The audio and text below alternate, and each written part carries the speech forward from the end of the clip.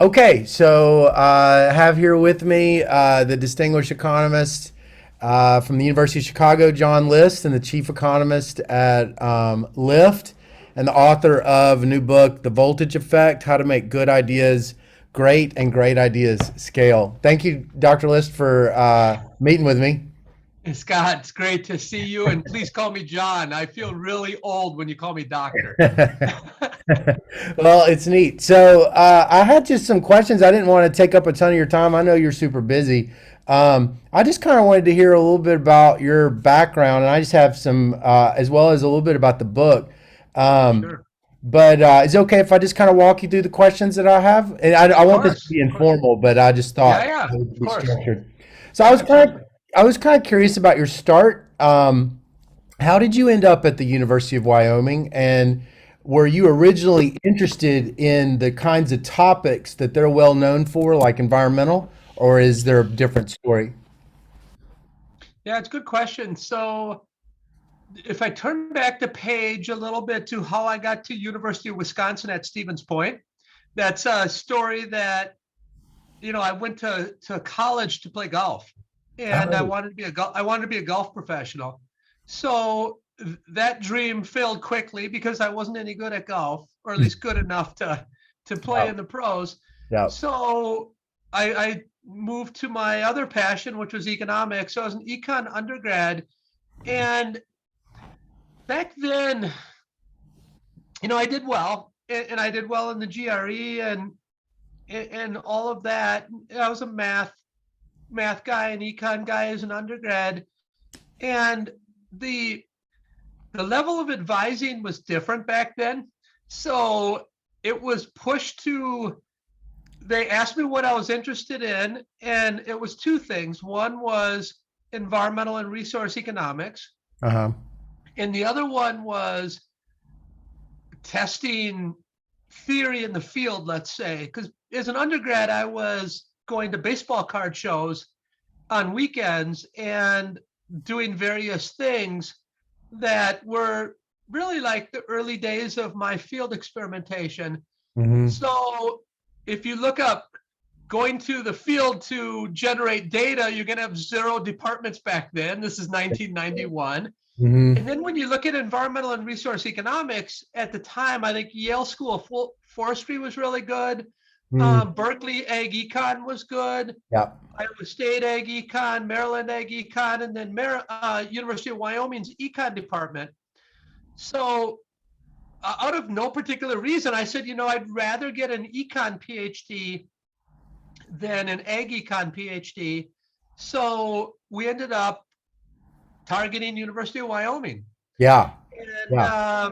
that's exactly what I got. Is when I arrived there, there were some great minds working on environmental and resource economics. Yeah, yeah, yeah. Did it ever shift while you were in the program? Because I don't really notice. I don't really notice as much. I mean, your Vita is so massive, but it seems like the bulk of it has moved away from environmental. Was there Yeah, a yeah, period where yeah. it wasn't though? Oh, so it didn't switch in grad school. So my early field experiments in the early 90s were on environmental and resource issues. So Oh, they were on contingent valuation, oh, sure. Yeah. and they were on using field experiments to understand elicitation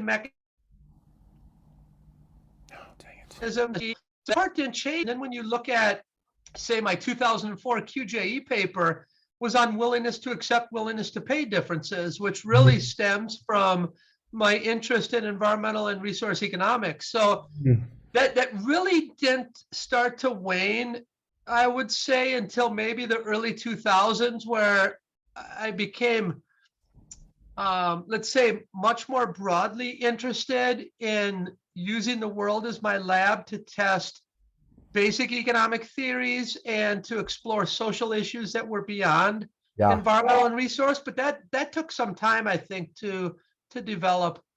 Yeah, I can see that's boy, now that you say that, that's such a clear line between contingent valuation and that work that I do think about you Oh doing. yeah. I never really thought about that. Yeah, and Scott, I'm glad you brought that up, because what's really interesting is it's almost like we're going back to the future. Mhm. Today you see a lot of major journals publishing surveys Yeah. and results from surveys.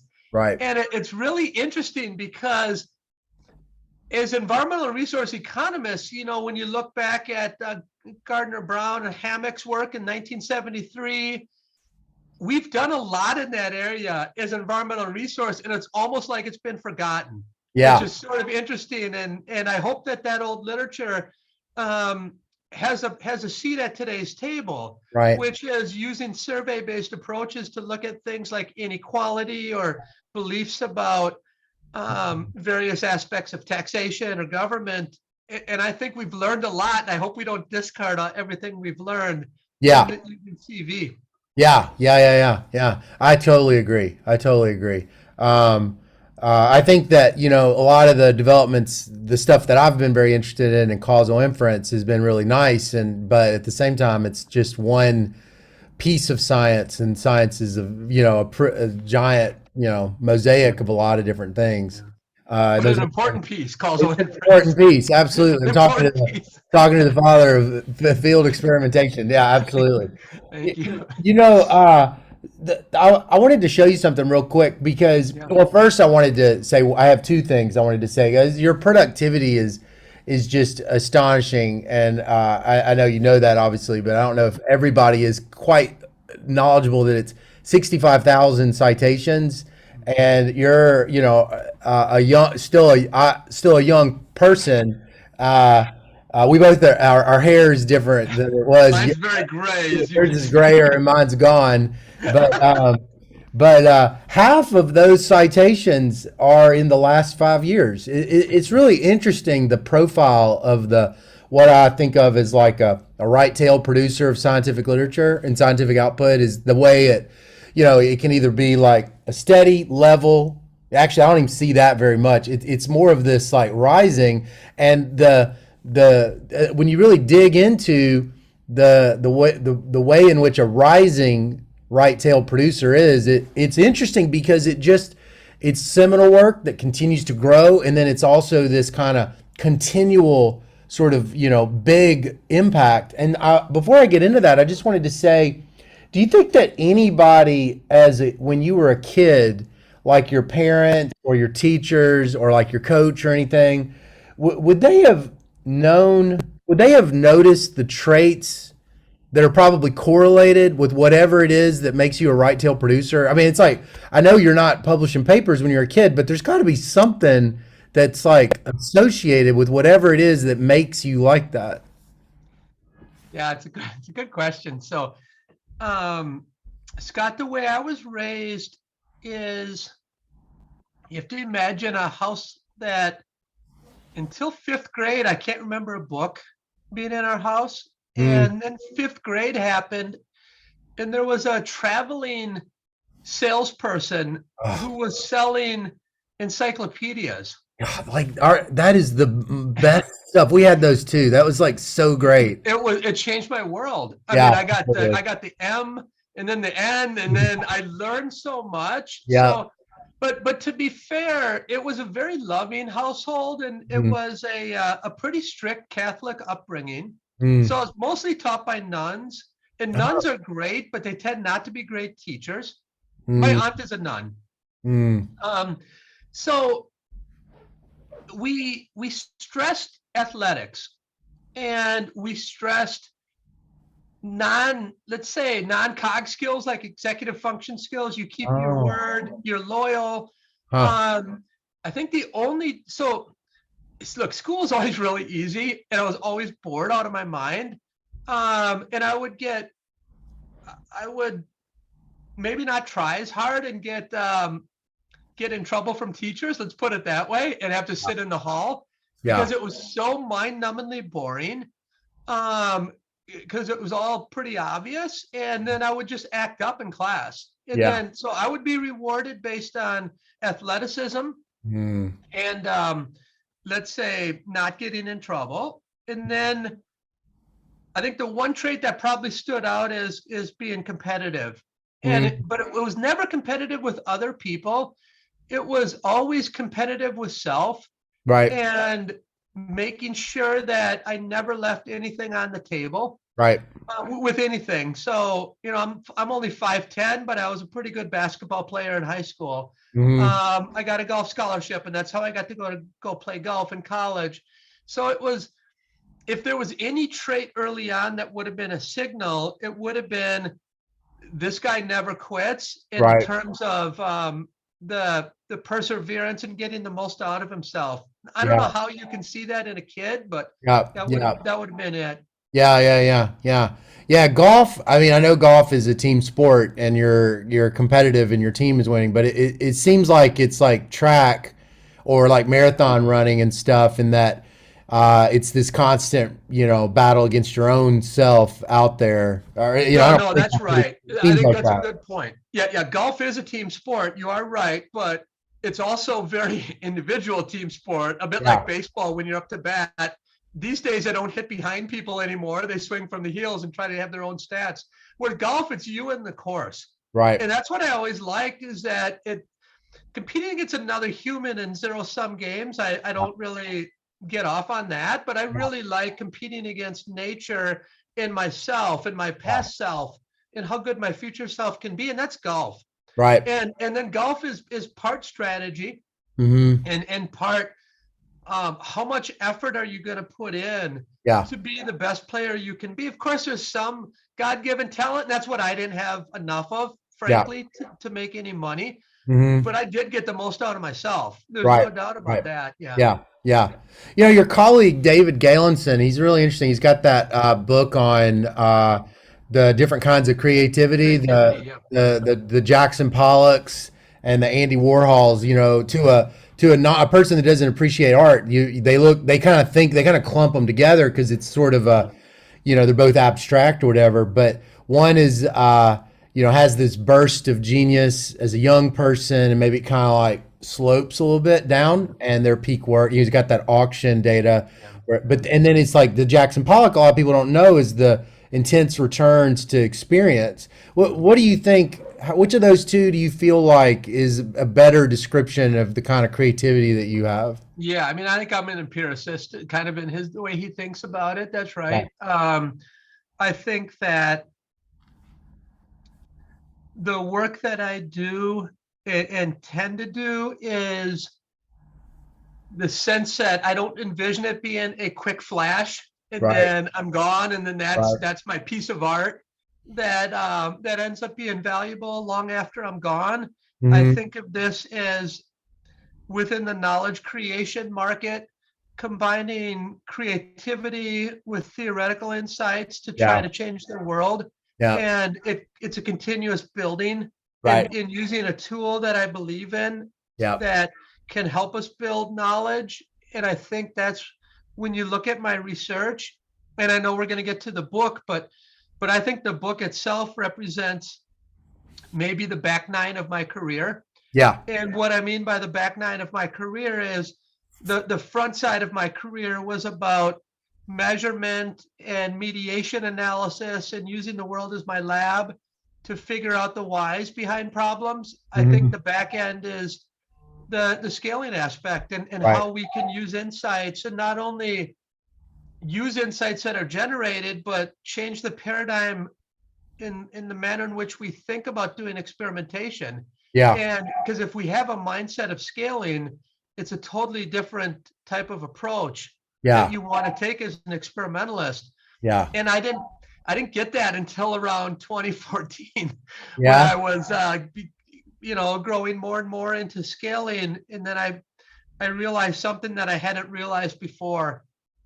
Yeah, okay. So we should probably transition. I have questions, but I want No, to no, it's transition. okay. We can I want continue down that to other I path. want to pick up these threads as they come up. So what happened?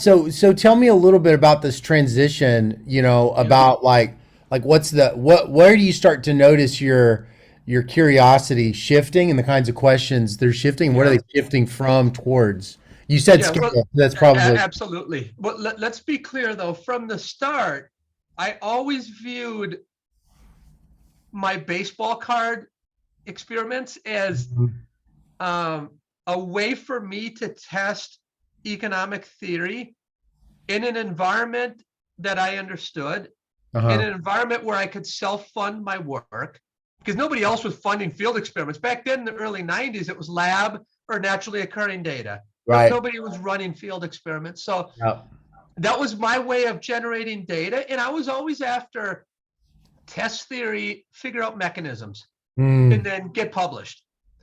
And an early shtick of mine was people would say, well, why do we need field experiments? And I said, because to generalize your results from the lab to the field, you either have to make some pretty dramatic assumptions or we need to build an empirical bridge. And I always thought an empirical bridge was to slowly build from the lab to the field Mm. and understand theoretically and empirically whether results should generalize. Okay, Mm. so that was always part of it. Now, Right. 2014 rolls around and I get these great results from this pre-K program that I started in Chicago Heights. And this is a program that Chicago Heights is a relatively poor community. They reached out to me and said they wanted help. So I said, sure, glad to help you. We figured out that the best way for me to help them was in their educational system, their public education. And this is a community that has 95% of kids on food stamps. Mm. Households are on food stamps. Mm. So very poor community. So we end up doing some work with high schoolers, but then we back off and say we really need to start very early. Mm-hmm. So with Roland Fryer and Steve Levitt, we build a pre-K for 3, 4, and 5-year-olds, and we open it in 2010. Mm-hmm. 2014 rolls around, we have these great results, like just off the chart results. So I go and start to talk to policymakers, and they start to tell me that my results will never scale. So this was kind of the first slap in the face moment. I mean, I had worked back in the White House where we talked about Energy Star and will Energy Star scale? This was in 2002, 2003. I worked with the EPA when I was at the Council of Economic Advisors.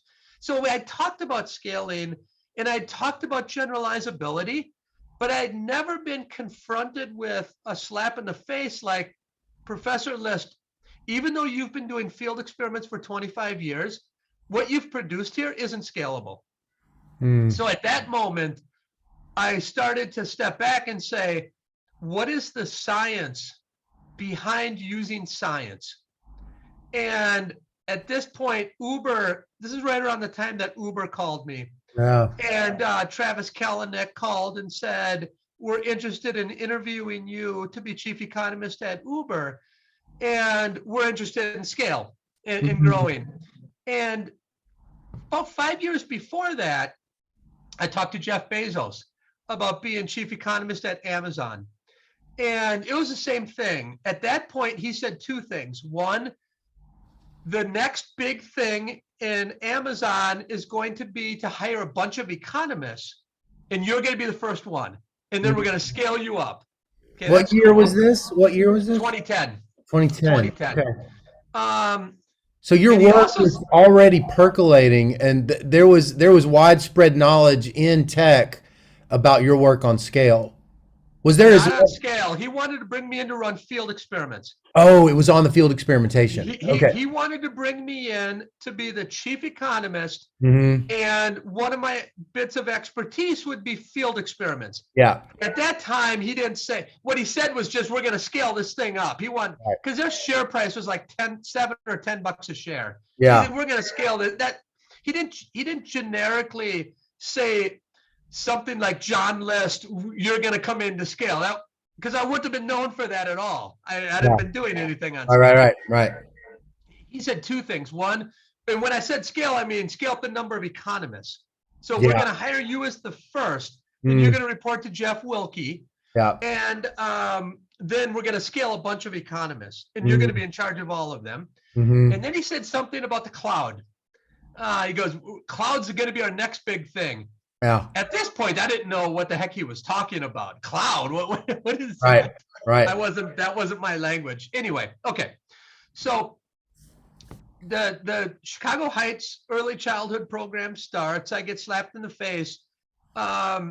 Travis starts talking to me, and he did want to talk about scaling, but he also wanted to talk about using field experiments. So all of these offers were all about, we got this guy who is a University of Chicago economist who can come in and give us economic advice on the one hand, and he's an expert at generating data Yeah. to make causal inference on the other. Right. That's full stop that. Okay. Yeah. Yeah. So Chicago Heights happens, Travis, I start thinking about, you know what? I have focused my entire career on using the world to test theory and to test mechanisms and to do Right. some causal moderation, but I haven't paid close attention to, after you create those pearls, what the Bible would say is the pearls before the swine. Yeah. That I haven't focused on the swine. Right. And I Right. haven't focused on implementation and scaling. And I thought, if you really want to change the world, let's take a look. Yeah. You Science of know. using science. So is that the deal? The economist identifies some causal effect, or they have some sort of literature that they're involved in, and then maybe they become entrepreneurial. But to be entrepreneurial is to necessarily talk about scale. Oh, for sure. But And a lot of economists might not know that, or a lot of people just kind of have the idea of yeah. something like a program because they've been studying a program, but they don't study the science of making it big to be just as effective. Oh, absolutely. I mean, why would they? Our Right. models always basically do an efficacy test, Yeah. use the best inputs, Yeah. give theory its best shot. That's what Hmm. Vernon Smith would always say, is give theory its best shot. The problem is after we use all the best inputs, like give our program its best shot, Yeah. we publish it, but we forget to tell everyone that it was an efficacy test. Yeah. And then it's dead on arrival most of the time. Right. Right. And then we move on to our next project, and we have a big treatment effect. Yeah. So we get in a big journal, we Yeah. get more grant funding, Hmm. we get more accolades in the New York Times. Yeah. But in the end of the day, you try to scale that thing, you're Yeah. dead. So it's not. It's effectively. I mean, it's not necessarily that it's worthless because somebody else could scale it, It's a but solution to the wrong to problem. the wrong problem. Yeah. Yeah. And congratulations. If you want to change the world, that's not how you do business. Yeah. Yeah. Yeah. Yeah. It Yeah. can't be. And Yeah.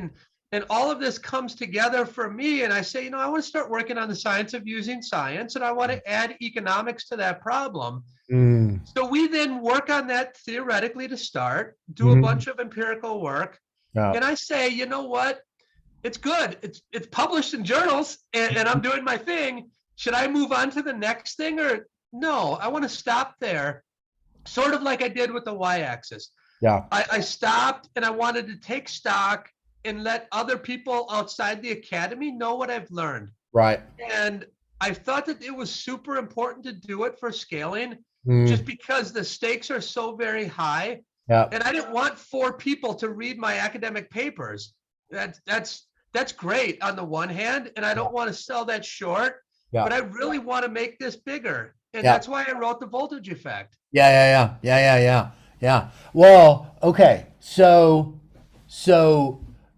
a counterfactual 20 years ago, the voltage effect, someone else writes the voltage effect and it shows up on your desk.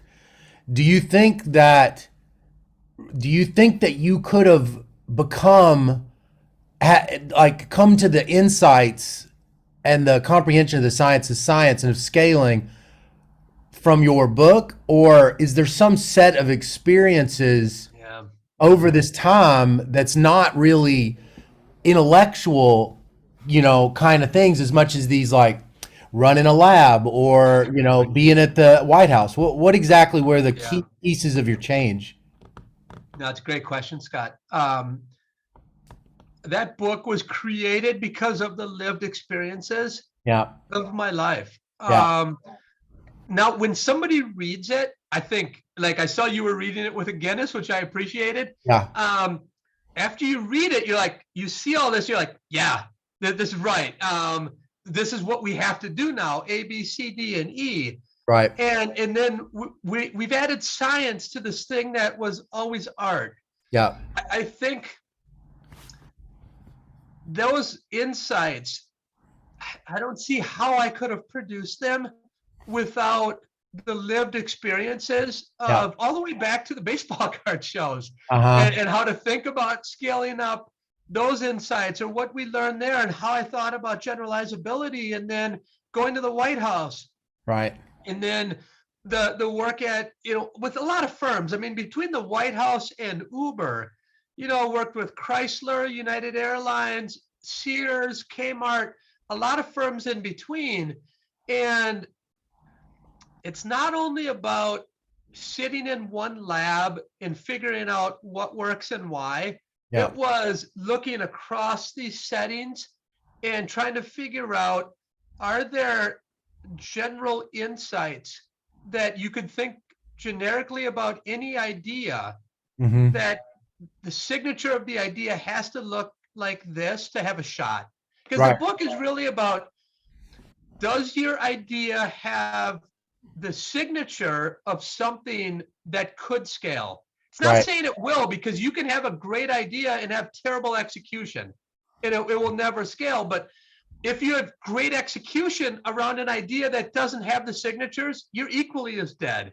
Yeah. And that happens a lot in business and government. So Yeah. to answer your question, I think it really had, for me, it had to come from the lived experience and then the theory Yeah. to help guide where to look in the data, and Yeah. then the data to kind of confirm. And then you see how I wrote it was a very storytelling, because you have to take, as you know, all the economies and the jargon and the math out, Mhm. and tell stories about how people can Right. learn from your work. Yeah, yeah, yeah, yeah, yeah. So I want to show you something. So this is you may have seen this. This is by William Shockley. He won the Nobel Prize in '56. He helped start Bell Labs on the statistics of, it's kind of like always funny to read these old Yeah, papers. yeah. Like the productivity in research labs is, yeah, I think, the paper is basically about a person like you, really. It's about these right tail producers of citations. Okay. But I actually kind of feel like it's relevant to what we're talking about. So I have two questions, but I actually want to talk Yeah, first about what we're talking about. yeah, So yeah. he said, he This is a basically, pretty cool paper, it looks like, by the way. Thanks for pointing oh it out. yeah, I'm it's going to take a really look at it. I interesting. was not aware of this paper. Yeah. So um, he says, he basically lists a production function. That's what this is right here, the productivity of an individual. And he's got here like these 8 things. It doesn't have to be 8 things, but it's like he lists 8 things. But I think it's just illustrative. These are basically like, it's this multiplicative. It's interesting in a couple of Yeah. ways. One is it's a multiplicative production function. It's not additive. And the reason why that's kind of interesting is because in a multiplicative production function, you can be good at 7 of these things, and then if you're not good at if you can't do anything on the 8th, you don't make anything. Yeah, you got 0. You got 0. That's the And weakest so, link problem. yeah, yeah. So we could exactly. It's kind of like an Anna Karenina type of principle, which is That's just like what I think scaling is too. that's what I was wanting to ask you. So the first thing is he kind of lists the individual production here. It's like ability to think of a good problem, ability to work on it, recognize a good result, stop and write results, ability to write okay, get constructive criticism. It's like it's all these things, right? Now, clearly, you're gonna have like really large F numbers on these things. I know that, but I was also kind of wanting to know what is the scale version of that, because the production function that you're describing of something that can grow, that can move up and be effective, it must be the same I idea, think it right? is. Scott, that's great. I love that paper, and it's a great point. So early on, when I was talking to policymakers, they viewed the scaling problem as a best shot problem, or as a silver bullet problem. Uh-huh. So they would say, John, we don't think check will scale because you don't have the silver bullet. uh And I would ask them, what is a silver bullet? yeah. Where do I find a dozen of them? Right. Because I would love to purchase some, because I want to keep creating programs. They Right. said, we really don't know, but implementation scientists tell us it's fidelity. And what they meant by fidelity is you give the people the pink pill in the trial, and then when you scale it up, you give them the purple pill. It's Mm-hmm. also called program drift in the implementation science literature. But what my book argues in my thesis and what the data so far say is that this is really a weakest link problem, exactly as you're Uh-huh. saying. It's an Anna Karenina problem. Mm. And when I read Tolstoy's first line, it was one of the best sentences in the world to me. Yeah. Happy families are all alike. Each unhappy family is unhappy in its own way. Scaling's the same. Yeah. Scalable ideas are all alike. Each unscalable idea is unscalable in its own way. Right. And I think of the book as giving you the 5 F1, F2, F3, F4, F5. Yeah. And right, it's like airport security. Your plane's only as secure as the weakest link, or Right. Right. your automobile is not going to work if it has a flat tire. Right. And I think it is the Anna K problem. And it's very different than how policymakers usually think about it.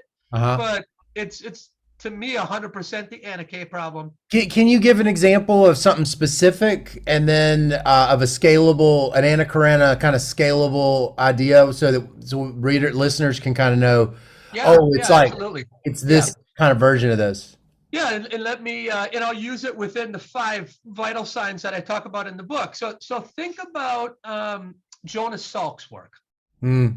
So Jonas Salk has this idea that he wants to vaccinate people for polio. Okay, so he does what any good scientist would do. He tries it on his own kids. That's what I do too. I try many of my experiments on my own kids, right? Yeah, if I can try it on other people's kids, then I should be able to do it on my own. Yeah, okay. I studied methamphetamine and sex work, so they don't I'd get in trouble. Rules and regulations against some things. Yeah, there's a different version of it. There's a different version of it. Yeah, I don't think about being the chief economist at Tinder like you do, Scott. But we're going to get to that. I think I might have some solutions for you to help. Good. So he tries it on his own kids. It works. And then he tries it on other kids to make sure it's not a false positive. Uh-huh. So that's vital sign number 1 is, do you have voltage to begin with? Mm-hmm. He finds that he does. Vital sign number 2 is, figure out the slice of the pie, or know your audience, right, that your idea can capture. Yeah. Lo and behold, he tries out on all kinds of kids. It works for all kids. I see. Great. That's vital sign 2. Is that like should I be thinking of like external validity when I get into, is that the same kind of idea? One part of external validity is going to different populations of people. Yeah.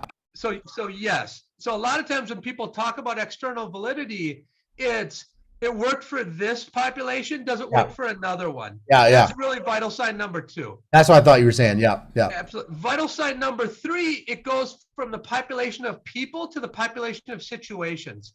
And what that's about is, were there unique situations under which your idea worked? And those situations can't be replicated at scale. Yeah. So there I talk about, is it the chef or the ingredients? In Chicago Heights early childhood program, it demands good teachers, but can I get good teachers at scale? Yeah. This is literally an example that I teach my students when I talk about the Sattva assumption, which is, I say, a lot of Sattva is like it's kind of interesting. A lot of causal inference is like partial equilibrium. And in many ways, it's kind of like what you're talking about is this, that there's a science that, like, almost, at least kind of like in the potential outcomes tradition, that is not necessarily going to be in the tables of results, about what will, because if you're like talking about like the inputs you might run out of the inputs. You might run out of high quality teachers. No, 100%. I mean, you're right. There's a lot of intuition in potential outcomes, but potential outcomes is, there's no constraint on the medicine. Yeah. Right. It has to be inputs of this. Yeah. And here are the potential outcomes on the various inputs. Right. What I'm talking about here is you're exactly right. When you scale something, there might be constraints on the number or types or qualities of the inputs. Yeah. Yeah. And Yeah. Exactly. that's now divorced from the potential Right. outcomes Yeah. model. It's exactly. That's going to Exactly. a different Yeah. section of the X's, Yeah. or Yeah. Yeah. however you want, or the D's, however you want to set up the Right. Yeah. model. Yeah. Embens and Um, Rubin call it hidden variation in treatment. no, you're right. It's the second part of Sutba. Yeah. Yeah. Yeah. It's the second part. Right? It's just a different treatment. That's what Right. I call program drift. Yeah. Right? It's a different treatment. Hmm.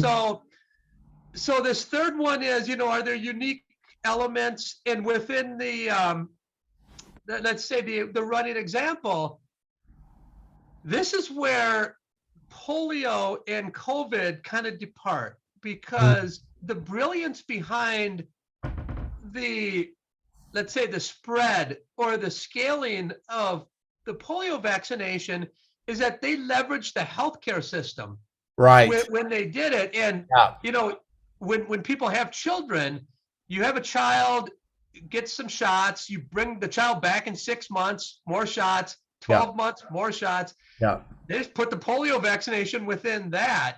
And Hmm. now it's great. And we Yeah. have been able to figure out how to get it in people's arms. Forget about the part that it's become very politicized as well.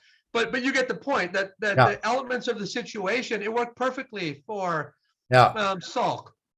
Right. Now, the fourth one is, and it's funny that you brought up partial equilibrium, because the fourth vital sign does talk about general equilibrium. Yeah. And it talks about spillover effects. Now, the spillover effects are one part, the first part of Sutva. Yeah. And we had that issue in Czech. And what happened in Czech was the treatment kids ended up spilling over to the control kids.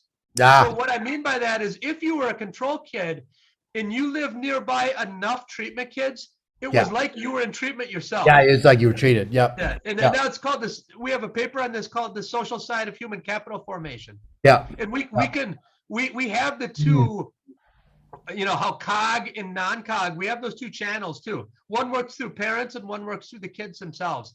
Yeah. So that's one part of spillover. The other part is sort of the market-wide spillover, the general equilibrium effects. Mhm. And in the book, I talk about at Uber, when we rolled out tipping, it worked great for 5% of the drivers. Yeah. But when all the drivers have tipping, the new market equilibrium undid the good stuff that we observed with 5%. Mhm. So now with Salk, he has this in spades, because that idea has great spillover, right? Once you get the polio vaccination. Yeah. you can't give it Exactly. to others. Right. And then the fifth one's the supply side of scaling. Mhm. And that's, does your idea of economies or diseconomies of scale. And what's interesting is that in our literature, we always talk about benefits and costs, et cetera, but very rarely when we do experiments, do we talk about how the supply side will scale. Right. I never see that talked about at all. No. We didn't even do that in government. So in government, what we did is kind of a static benefit cost analysis Yeah. of, in the Petri dish, what does a BC profile look like? Mhm. We didn't even forecast at scale, Yeah. because you can have a voltage drop just to the supply side. Right. And everyone always talks about voltage drops to the benefit side. So now here is, again, we know that medications like the polio vaccination has great supply side principles. Yeah. And the true cost is getting it in people's arms. Yeah. But they're coming to get the clinic anyway to get the checkup. Right. So that's an idea that it checks all of the boxes. It's scaled brilliantly, and it works. That might be a prototype for your listeners to think about. Yeah. It's funny. Lots of times I feel like our views of the world are kind of like exogenous because we let them be exogenous. It's like we just struggle to kind of imagine that some of our ideas are chosen, that maybe if we could step back, we could sort of imagine that we don't have to do it this way. And it seems like with scale, it's like you just sort of take for granted that there's this production function that you just think is the only way that you could do this idea. And it seems like there's lots of different production technologies. I mean, it's like, thinking about Shockley's production function, those 8 things, for instance, like if you're not somebody that is able to write up results and you don't, then you can co-author. Yeah, thank God You for just need co-authorship. the team has to be Yeah. able to do it. And so I was kind of wondering, do you think that entrepreneurs are able to sort of be flexible to the idea that we don't just have a good idea. We have all these different ways that we scale it, and we've just got to also choose these appropriate production functions? Or do you find that they're like who's able to make those nimble moves, and what are they like, and who's the people that just cannot imagine that there's other ways to do this? Yeah, so I think it's a good depiction. You've just depicted, I think, the difference between a good and a bad manager or Yeah. entrepreneur. Mm-hmm. And in my travels, I've met all of the above. Mm-hmm. Um, the ones that I appreciate working with the most are willing to be driven by data and driven by science, and Mm-hmm. they don't know all of the answers. Unfortunately, most of the managers already know all the answers, Right. and they don't need data and science. But I do think as data and scientific insights become more available and more valuable, I think the other type of manager is going to be an endangered species. Yeah. It's just that they've been able to live for so long, Yeah. because nobody's able to take advantage of them. Right. Right. Right. Um, Right. but I think as a cost of data and the cost of good data science, they're going down, as we know, Yeah. becoming more available. And I think that those mistakes are going to be punished much more often and much more severely in the future. Yeah. Yeah. Yeah. So the move, the growth of tech is really interesting because so when I graduated in '07, this isn't, to anybody, I don't mean this that's listening, I don't mean this in a bad way. I just meant this was my mindset back in '07, that if you didn't get a tenure track job, and you went into industry, it was kind of like you failed the job market. Yeah, That's like, yeah, everybody is allowed to choose a different interpretation of that. Obviously, that's not true, but it's like there's kind of like, there's so many hierarchical beliefs in economics. But when I think about tech, it's like there's a couple of things. Is first of all, a lot of tech you hear about the scientists, you hear about the PageRank and things like that with Google, but you don't hear about these pioneers, Susan Athey, Hal Varian, Preston McAfee, these guys coming in, men and women coming in, and laying down all this micro theory about auctions that becomes the business model of the entire internet. And then you've got guys, also pioneers. You're doing it, Bajari's doing it. And so I've been thinking to myself, it seems like it's a shift that's happening. And the shift is, first of all, the wage compensation in tech is the biggest in the country. For like a minted PhD in just about anything, and including economics. And you have a tremendous amount of positive selection. And so I was just kind of curious. I mean, how in the world, why has this labor market occurred for PhD economists? First of all, is that do you see this kind of shift happening in the labor markets of PhD economists? And then secondly, it just seems like if you're putting a lot of PhD economists, they're doing high impact research in this area, it's just a matter of time before there starts to be a very, very integrated conversation at the graduate training level of the kinds of research questions that PhD economists are working on. And I just was kind of curious, yeah, what are you noticing over the yeah. last 20 years that's really changed our labor markets and our profession? And what is your opinions about what you've seen? Yeah, so Scott, that was a lot. So Yeah. let me and I agree with 99% of what you said. Uh, Let me let me just give some thoughts about what I've seen. So I did admissions and aid here at the University of Chicago for 6 years, mhm. and I've been, I've been on search committees on like every type of university, University of Central Florida, University of Arizona, University of Maryland, University of Chicago. And I mean search committees that are hiring assistant professors and associates, fulls, etc. And I've hired for Lyft and Uber for 6 years. Okay, so that's my experience. So here's what I've noticed. First of all, what's interesting is when I did admissions and aid, I looked back at our data all the way back to 1993 at the University of Chicago, and I looked at our placements.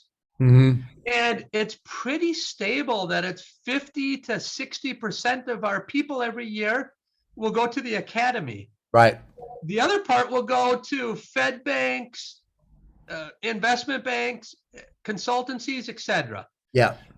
That's been incredibly stable. And I've asked other universities the similar question about what do your trajectories look like? They're similar to us. Yeah. So first of all, there is not a big shift. Oh, to right doing now, non-academic. even Not yet. okay. Yeah, even now, not a big shift. Okay. Now, the shift that I see a little bit is in the past. So first few years at Uber, when I look at the pool of people, and then I look at who we're interviewing at the University of Chicago, Mm-hmm. there'll be zero overlap. So what I mean by that Right. is we're getting the top minds in our department to interview, and they weren't even applying to my job at Uber. Not even applying. So they weren't even in the pool. Mm. But when you talk about computer scientists, the best ones were going there rather than to the academy. Right. Okay, so right. that's like fact number 2, so to speak. Yeah. Now that's beginning to change slowly Yeah. to where in this last year, I start to see a little overlap, but still not a lot. Mm-hmm. It's still the case that the top people who are viewed, quote, as the top people in the market, Yeah. they're not applying to the tech jobs. Right. Unless there's some extraordinary circumstance, they're just not. Mm-hmm. Now, you can ask, why aren't they? Part of the reason is the same reason why I said no to Amazon.com Mm-hmm. back in 2010. It's because there's some restrictions on the types of papers you can publish and write about outside of the job, which that's their prerogative, right? That was their choice. It was Jeff Bezos' choice to tell me, you're going to do science here. We're going to pay you a lot of money, but you can't publish anything. Yeah. So I said no. Right. Back then, companies are starting to open up. Yeah. Amazon's one of them that's starting to open up. Lyft and Uber, as you can see, I have a dozen papers on rideshare that I think are neat papers, and we've learned a lot about the economic science. Mm-hmm. They've opened up. So that's opening, but it's still not enough of an open environment and an environment that I can work on whatever problem I want. That's what the academy gives you. I can come in and work on whatever I want to an extent, right?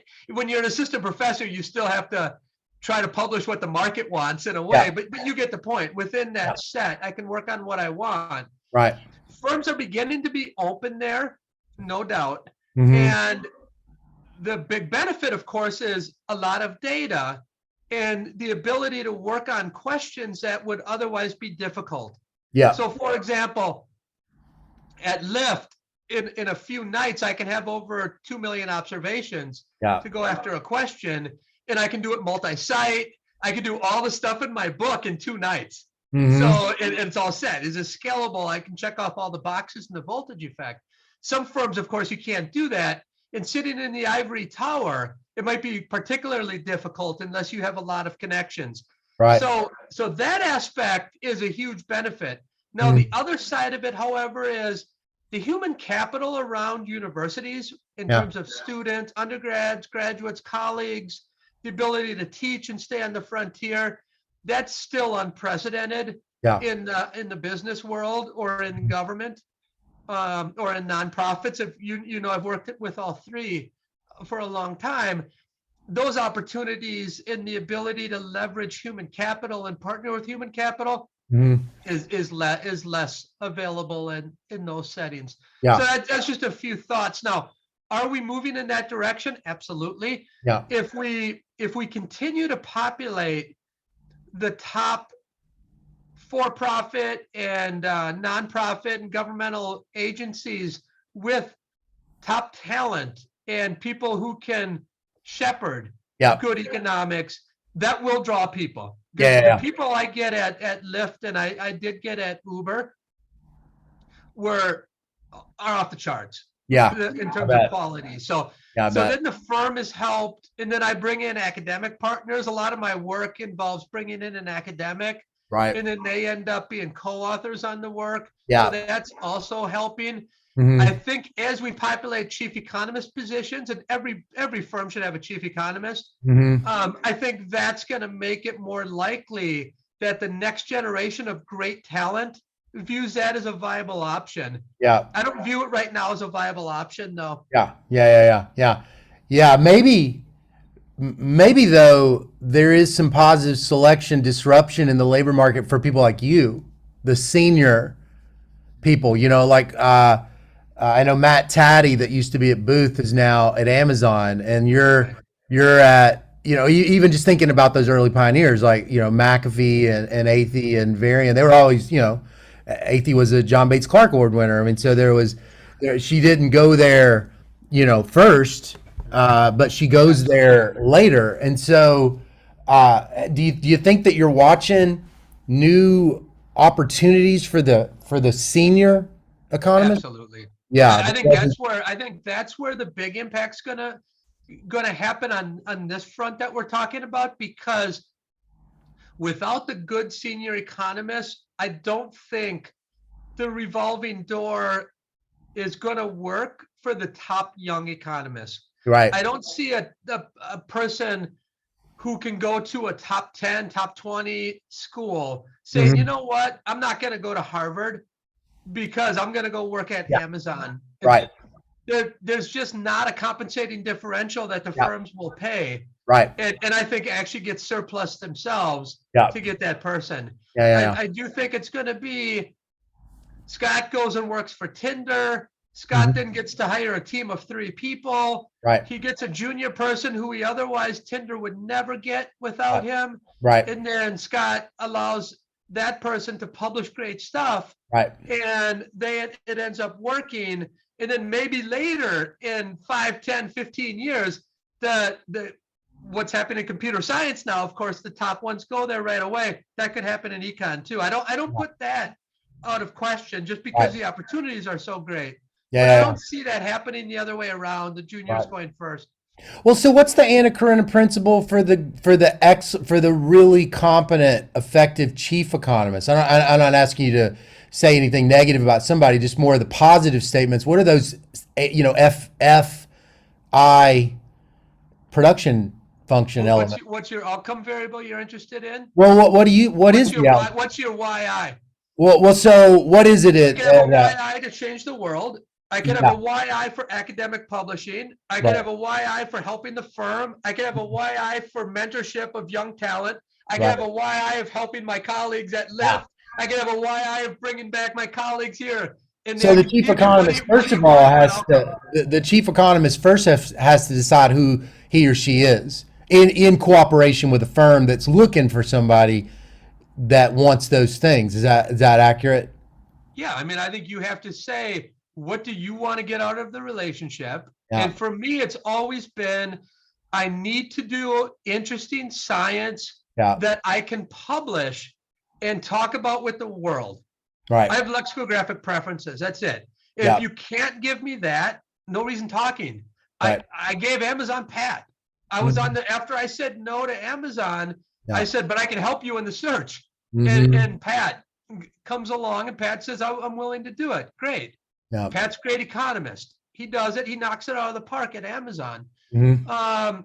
When they called me at Uber, it was Jeff Holden, who he was like the number 3 or 4 or whatever at Amazon. And he ended up going to Uber through Groupon. Mm. And TK, Travis Kalanick, wants a chief economist. Jeff said, oh, I remember this really good guy back at Amazon.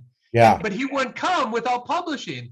Yeah. And TK said, if he's any good, we'll let him publish. Right. Right. That's what happened. Yeah, yeah, yeah, yeah. But let me be clear. I should clear up something before your listeners get the wrong viewpoint. You said right away that I'm the chief economist at Lyft. Yeah. I quit 16 days ago. Oh, okay, Yeah. okay. And I will likely soon be announced as a new chief economist at Walmart. Oh, But no way. That's yeah, amazing. yeah, so they're just bigger sandbox that I can work on. Oh, And that's I've been in incredible. rideshare for 6 years. So Yeah.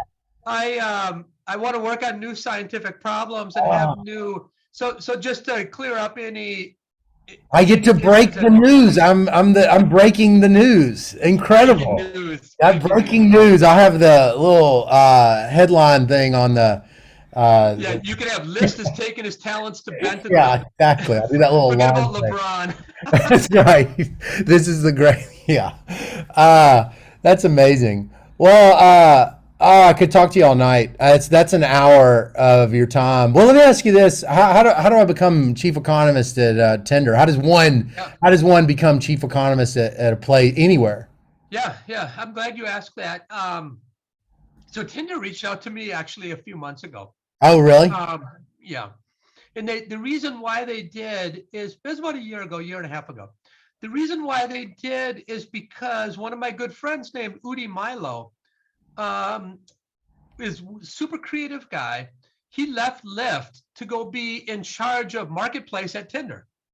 So Mm-hmm. he reached out to me and said, "We need your help. They do need economics help." Mm-hmm.